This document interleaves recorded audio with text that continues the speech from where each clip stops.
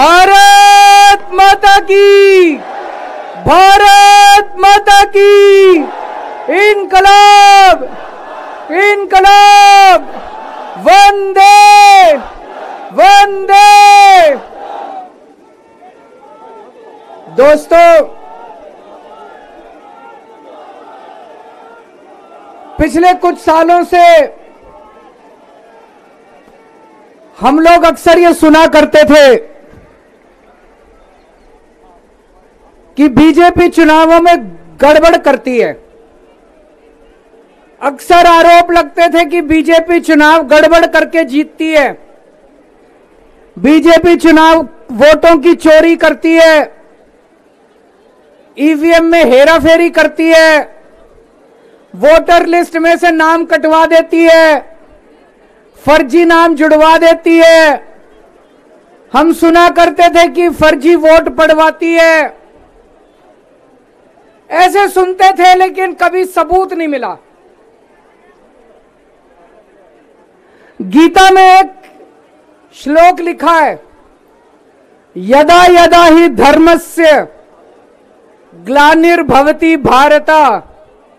जब जब इस पृथ्वी के ऊपर बहुत ज्यादा पाप हो जाता है, तो फिर ऊपर वाले को पृथ्वी के ऊपर आना पड़ता है।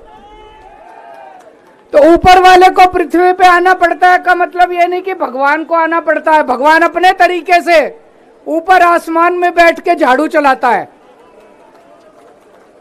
ये जो चंडीगढ़ का चुनाव है, ये दिखाता है कि इनका पाप का घड़ा कैसे भर गया था। जब पाप का घड़ा भर जाता है बहुत ज्यादा, तो फिर प्रकृति अपनी झाड़ू चलाती है, भगवान अपनी झाड़ू चलाता है, चीजों को ठीक करता है। चंडीगढ़ का चुनाव कहने को तो छोटा सा चुनाव था, 10 बाई 10 किलोमीटर का एक छोटा सा शहर है, मेयर का चुनाव था। लेकिन दुनिया की सबसे बड़ी पार्टी चंडीगढ़ के चुनाव में वोटों की चोरी करते हुए पकड़ी गई, रंगे हाथों पकड़ी गई। दोस्तों,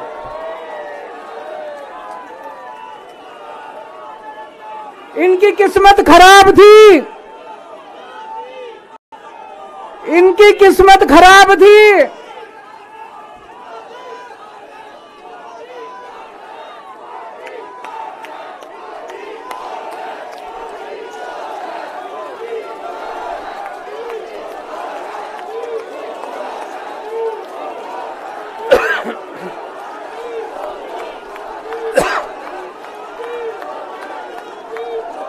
एक नारा लगाएंगे, गली गली में शोर है, भाजपा वोट चोर है। गली गली में शोर है, गली गली में शोर है, पूरे देश में शोर है। तो दोस्तों, चंडीगढ़ में ये पकड़े गए, रंगे हाथों वीडियो के ऊपर पकड़े गए, वीडियो के ऊपर। अभी रुक जाओ, अभी रुक जाओ, अभी रुक जाओ, अभी रुक जाओ, अभी रुक जाओ। एक बारी मेरे को बोल लेने दो, अभी रुक जाओ।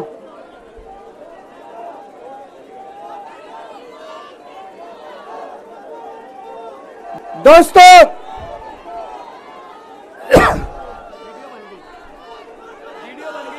मैं थोड़ा सा जिन जिन लोगों को चंडीगढ़ वाला किस्सा नहीं पता, मैं पूरा किस्सा सुना देता हूं।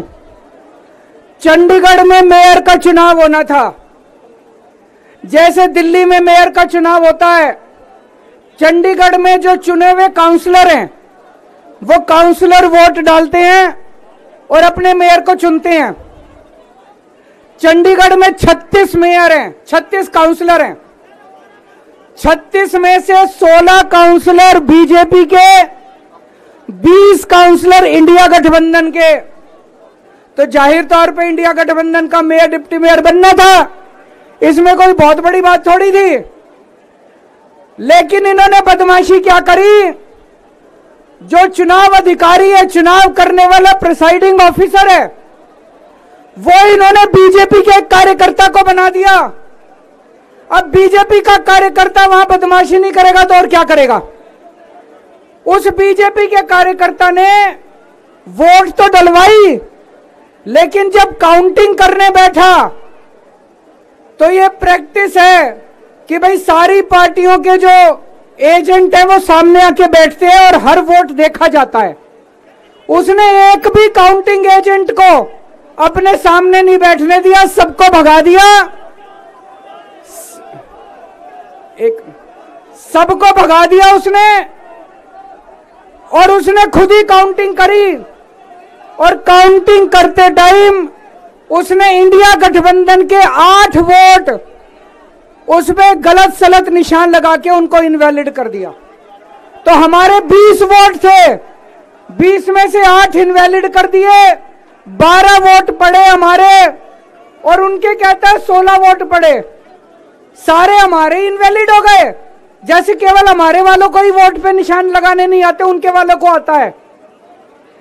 अंदर से एक कर्मचारी ने हमें बताया है कि उनके भी 16 वोट नहीं पड़े थे, उनके 13 ही वोट पड़े थे। अब किसी को नहीं पता कितने वोट पड़े, किसी को नहीं पता किसके कितने वोट पड़े, काउंटिंग एजेंट तो था ही नहीं।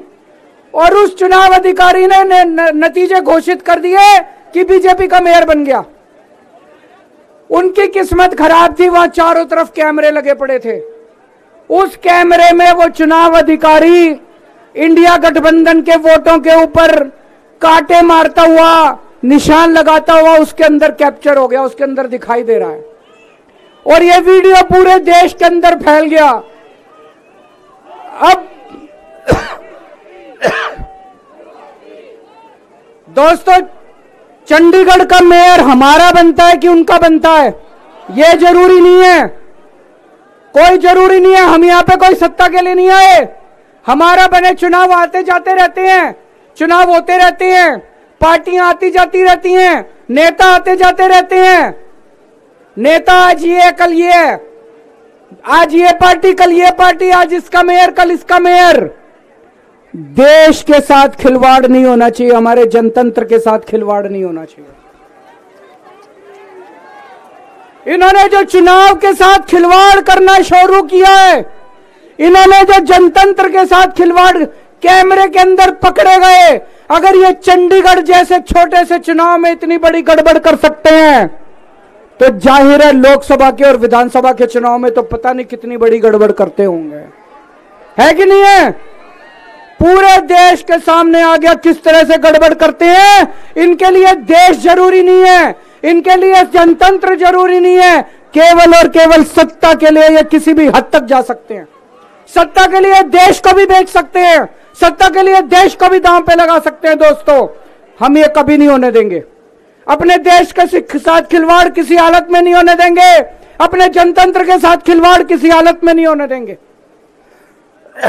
आज पूरे दिल्ली से, हरियाणा से, पंजाब से इतनी जनता आ रही थी यहां पे प्रदर्शन करने के लिए, सबको रोक दिया इन्होंने। पूरी दिल्ली को छावनी बना रखा है। क्यों भाई, क्यों भाई?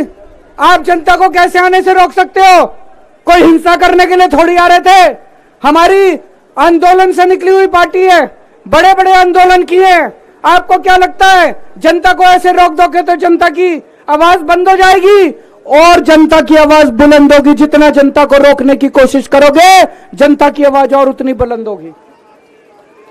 जगह जगह से खबर आ रही है, हमारे एमएलए को जेल में डाल दिया, हमारे काउंसलर्स को जेल में डाल दिया, हमारे वॉलंटियर्स को जेल में डाल दिया, जो जनता आ रही थी उनको जेल में डाल दिया। ये तो कोई ठीक बात नहीं है, ये तो गलत बात है। तो दोस्तों, हम इसकी कड़ी निंदा करते हैं। और आज इस मंच से मैं देश के लोगों को आगाह करना चाहता हूं कि जो आप वोट डाल के आते हो, आप तो सोचते हो मैंने इसको वोट डाला, लेकिन उसके बाद आपके वोट का क्या होता है कुछ नहीं पता। मशीन के अंदर आप बटन किसी का दबाते हो, वोट किसी के खाते में जाता है, किसी का भी नाम वोटर लिस्ट से काट दिया जाता है। वो दोस्तों, अगर जनतंत्र खतरे में पड़ जाएगा तो फिर ये वोट का, इलेक्शन का कोई मतलब नहीं रह जाएगा। इसलिए हम सबको मिलकर इसके खिलाफ आवाज उठानी है। किसी भी हालत में हमें जनतंत्र को मरने नहीं देना, देश के साथ खिलवाड़ नहीं होने देना। अब हम शांतिपूर्वक तरीके से, कोई गड़बड़ नहीं करनी, शांतिपूर्वक तरीके से बीजेपी के हेडक्वार्टर की तरफ चलेंगे। जहां पुलिस रोकेगी वहीं रुक जाएंगे। हमें पुलिस के साथ झगड़ा नहीं करना है, किसी के साथ कोई झगड़ा नहीं करना है। भारत माता की